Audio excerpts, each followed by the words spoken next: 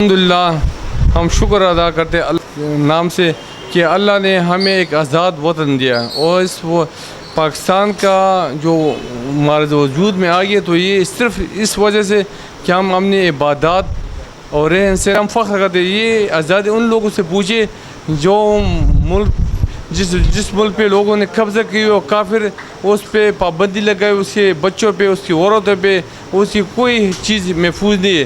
تو ہم اللہ کا شکر کر کے ہم ایک کلی فضا میں سانس لے رہے. باقی نشے فراز میں سیاست میں ہوتی رہتی ہے, ہم کس پارٹی کو الزام نہیں ٹھہراتے, لیکن ہم اس بات پہ خوش ہیں کہ اللہ نے ہمیں ایک آزاد ملک دیا اور جو کلمہ کے نام سے اس کو وجود آئے. تو انشاءاللہ ہم اللہ کا شکر ادا کرتے. انشاءاللہ ہم کوشش کریں کہ اپنے اداروں کو سپورٹ کرے, اپنے عوام کو سپورٹ کرے. انشاءاللہ جو بھی مخالف دشمن ہیں ان کا ہم صحیح طریقے سے اس کا مقابلہ کریں اور اپنے آپ میں جو اختلافات ہیں اس کو ایک سائڈ پہ رکھ کے ملک کی ترقی کے لیے اپنا کردار ادا. میں تو یہی کہوں گا کہ فلسطین اور جو آزاد کشمیر ہے اس نے بہت سختی برداشت کی, بہت قربانی دی.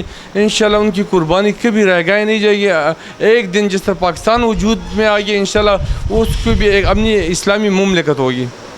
پاکستانی عوام کو چاہے اس میں اقلیت ہو چاہے مسلمان ہو, سب سے میں یہ اپیل کرتا ہوں کہ اپنے اداروں اور اپنی حکومت کی پوزیشن کو مضبوط کرو. لوگوں کے بیرون جو ایجنڈے دشمن مخالف جو دشمن ہے اس کے عزائم کو ناکام کرے اور اتحاد میں رہے اور کوئی بھی مسئلہ ہو ٹیبل ٹاکنگ پہ حل کرے.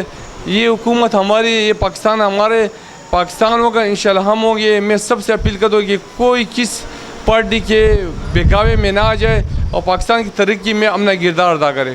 جو ہمارا آج کی جو ریلی کا پروگرام تھا, جو ہم نے کیک کاٹ لیا جشن آزادی کے موقع پر, تو میں اپنی رکن تاجر اتحاد کے ممبران کا اور اہل سنت میں جو ترگل اور رمضان شنواری اس کا میں شکریہ ادا کروں. جتنے بھی لوگ آئے ہوئے, صدور آئے ہوئے, جی ایس آئے ہوئے, میں ان کا شکریہ ادا کروں کہ اس موقع پر اس نے ہمارا ساتھ دیا.